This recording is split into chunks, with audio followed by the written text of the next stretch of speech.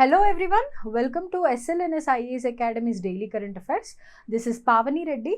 So let us see the important current affairs for our exam preparation. Okay.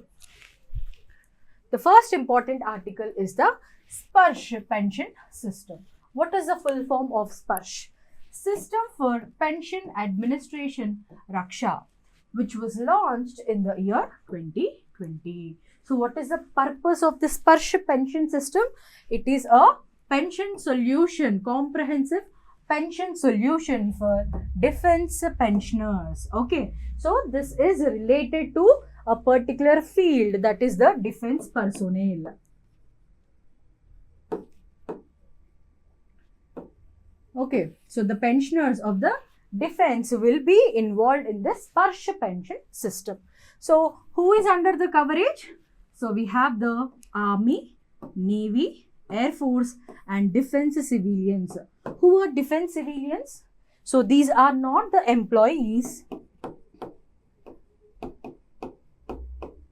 but have worked for the defense at some point, but have worked for the defense at some point of time, maybe at the time of any kind of security issue or at the time of the natural disasters.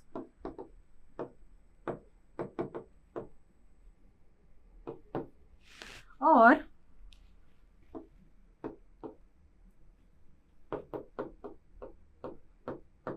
okay, so these are not the employees but the normal civilians who at some point of time has worked for the defense, right? So these are the four categories who are covered under the SPARSH pension system, right? These are very important for our prelims point of view, right?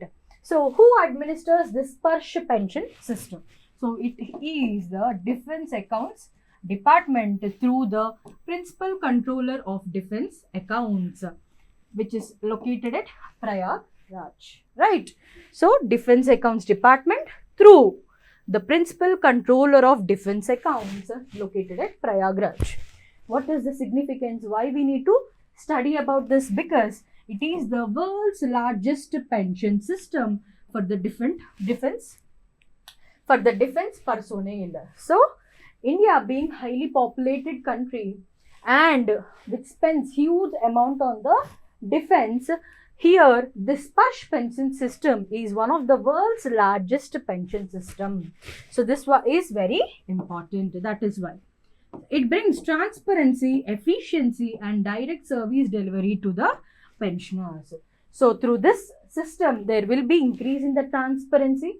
So if a pensioner is applying, so how fast he is able to avail the benefits, and also there will be efficiency, how much fast they are going to disperse the pension amount, so that thereby efficiency is also increasing and also the service delivery to the defense personnel pensioners will be increased. So that is the important facts you need to remember about the SPARSH pension system. So what is SPARSH? Pension. So what is SPARSH? System for Pension Administration Raksha. So you need to remember all these important facts. Next important one is the Visakhapatnam Declaration 2025. So what is this declaration about? So this declaration is very important because it is related to e-governance. Okay. So what is e-governance? So e-governance is nothing but the governance through the electronic systems. Okay. So earlier 20 years back, if we want to pay the electricity bill, we need to go to the government Me Seva center and we have to wait for hours and hours in a queue to pay the bill. But now we can go directly to the website of the distributor, or we can use the UPI systems for the payment of the current bill. So we can recharge. For a recharge, earlier we used to go to the cell shop. Will be going to pay the amount. Then okay. So then they will give us some small card by which we used to do the recharge earlier. But now with the UPI, it has become very easy. So whenever we are using e-governance, then the ease of achieving things of or so the ease of service delivery will be very high. Earlier, for applying the birth and death certificate, we used to roam around the mandal offices, but now for application of birth certificate, death certificate or EWS, OBC, etc., any certificates can be applied online. So that is the ease. It is being provided through the service delivery through the e-governance. So this Visakhapatnam declaration, so this Visakhapatnam declaration 2025 is primarily related to the e-governance. That is why it is very important, right? So it is adopted at 28th National Conference on E-Governance. So 28th National Conference, which is held in Visakhapatnam, Andhra Pradesh. That is why we are calling it as Visakhapatnam Declaration, right? So what is the nature? It is a e-governance declaration. What is the key focus? So whole of government approach. So it proposes for a whole of government approach through e-governance and strengthening the civil services. What are civil services?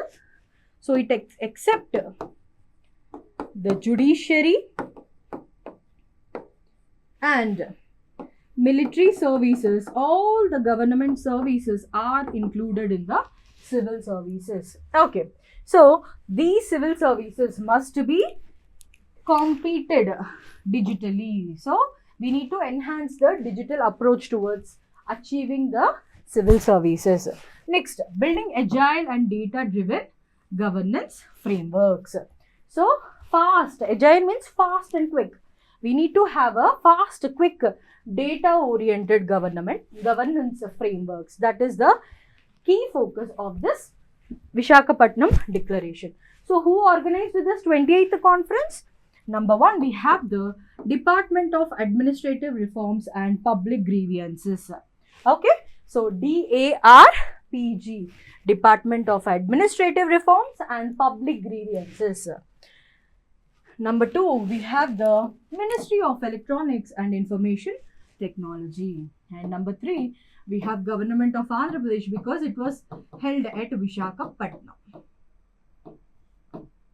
So, what is the theme of the National Conference 2025? The Vikshit Bharat, Civil Service and Digital Transformation. What is Vikshit Bharat? It is the developed India, civil services and digital transformation. So, what is the vision of the conference? Minimum government, maximum governance. We can use these points in our mains answer writing, right? Minimum government, maximum governance. What is the significance of such kind of declarations and national conferences on the e-governance? Because it reinforces the India's digital governance roadmap. So it provides a roadmap through which we can ease the service delivery system. It emphasizes citizen-centric service delivery and administrative efficiency. Okay. So it provides emphasis on citizen, not the government officer.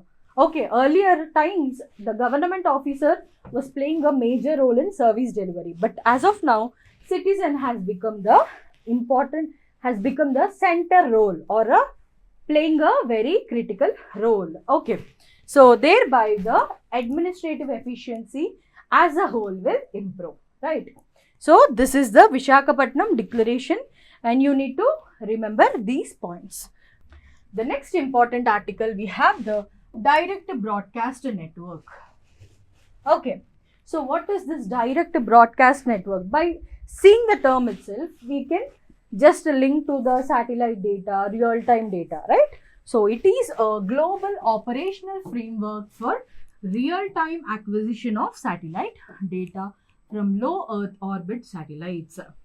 So capturing the satellite on real-time basis, that is the significance. Okay, so what is the low Earth orbit satellites? So the satellites which are revolving at the lowest level from the Earth's surface. Okay, so it is generally around 160 to 2000 kilometers from the Earth's surface.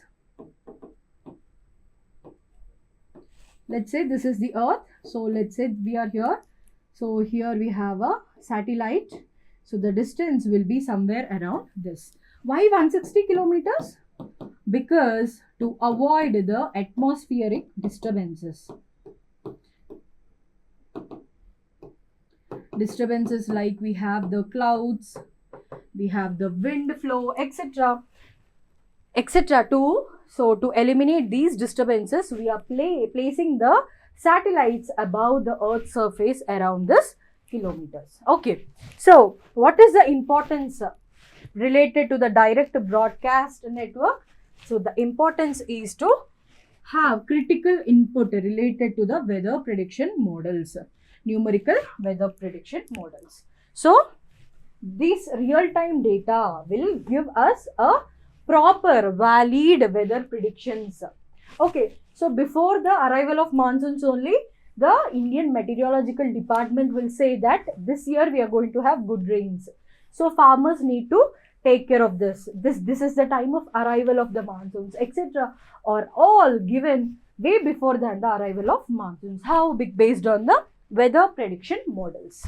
So for this to happen, for creating proper weather prediction models, we require real-time data from the satellites. Okay. Next, so enhances accuracy and timeliness of forecast. So especially during this formation of cyclones, movement of cyclones, there will be predictions from the weather department, right? So this is moving towards Andhra Pradesh, Odisha, etc. They will be providing us certain data. So for this, we need the real-time data. So this direct broadcast network will help us in providing real-time data. Okay, so what are the applications? So in which fields we are applying these things? So number one, we have the weather forecasting, of course, right? Number two, the cyclone monitoring and early warning systems, and also the climate research and studies. So we can create weather models based on the real-time data. Next, so what is the recent development with respect to India in 2025? We need to know that. So the National Center for Medium Range Weather Forecasting. So this institution has signed a memorandum of understanding with New Space India Limited. So what is this? It is a commercial wing of ISRO. So this is in use for numerous things like these. Okay. So the National Center for Medium Range Weather Forecasting has signed a memorandum of understanding with the New Space India Limited, which is a commercial wing or a so which is a commercial wing of ISRO and also a organization part of ISRO. Okay. So what is the aim? To establish the DB net stations in NCR Delhi and also number 2 Chennai. So which two regions have been selected? Number 1 NCR Delhi. Number 2 we have the Chennai. So these two regions are being selected. So what is the significance? So by this there will be enhanced in the capacity for disaster preparedness and also supports climate resilience and policy making related to the disasters.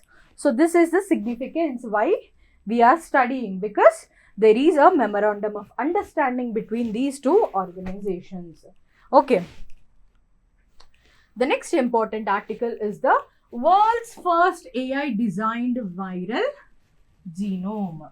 Okay. So we all know that artificial intelligence has been showing its presence in every field, every critical field, from medicine to agriculture to now the designing of viral genome by the artificial intelligence. So this is the world's first AI designed viral genome. Okay, so the researchers have created world's first AI designed viral genome that can infect, kill bacteria. So this genome is targeting the bacteria. So it will infect the bacteria and kill the bacteria. Okay. So basically a virus which is attacking the bacteria. This virus is created by AI. Okay. So they selected bacteriophage X174. Okay. So what is bacteriophage? Means bacteria killer.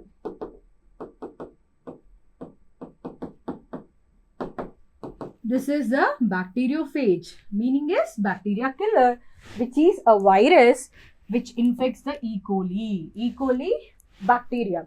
So this will only, this virus will only target the bacteria, that is E. coli. It can it infect the human cells? No. It can only infect the bacteria, that is E. coli. Right. So the first genome related to this was sequenced in 1977 and fully synthesized from scratch in 2003. So an artificial viral genome from scratch, that is from the basic level, from zero, has been synthesized in 2003. Okay. So AI model. We need to know about the AI model which created this viral genome, right? So the genomic language model EVO was used to design the viral genome. So which AI model? It is the model EVO. So this is very, very important. You need to remember it. Which AI model? EVO. Next, what is the significance? So it marks a shift in biotechnology, right? Because AI has created a game-changing effect in the biotechnology by creating the AI designed genome, viral genome. Okay. So reading DNA and building DNA earlier was done with the human intelligence, but now we have designed it with the AI, right? So it demonstrates the ability of AI directly to synthesize biology and genome engineering, right? So earlier there is also one more important current affairs related to the artificial intelligence in biology. So what is that? So DeepMind's AlphaFold in 2024 has solved the long-standing protein structure prediction problem. Okay. So DeepMind is a company which has created the AlphaFold. Okay. So this is the AI model AlphaFold which decoded the protein structure. So how the protein is formed, what are the amino acids which are present in the protein, etc. This was decoded by the AlphaFold, which is a AI model. So in 2024, this was the current affairs, and in 2025, this AI model EVO has designed a viral genome, which is a bacteriophage which attacks and kills the E. coli. So these are two different current affairs we need to understand with related to biotechnology. So we can write these examples in biotechnology in our civil services mains exams. Okay. So what are bacteriophages? So the viruses which will infect bacteria and replicate within them. So let's say this is a virus. So they will attack only bacteria.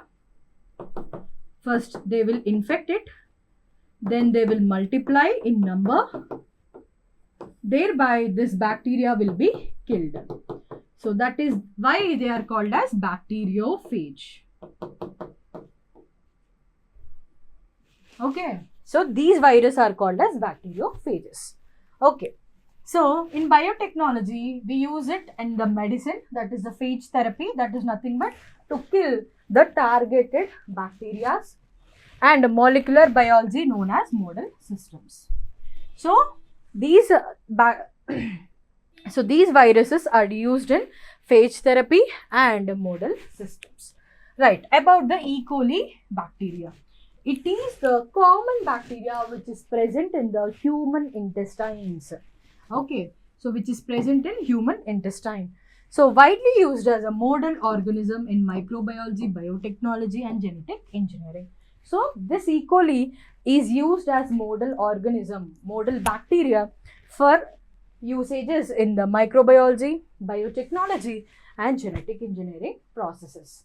So these are the important facts you need to remember about the E. coli. Where is it present? In the human intestines. Okay, it is a bacteria. And what is bacteriophages? They are virus. Many students will tend to remember bacteriophages as a part of bacteria, but they are virus. They are not at all bacteria. Okay. So these are the important current affairs for today. Let's continue our class tomorrow. Thank you. Please like and subscribe to SLNS IAS Academy.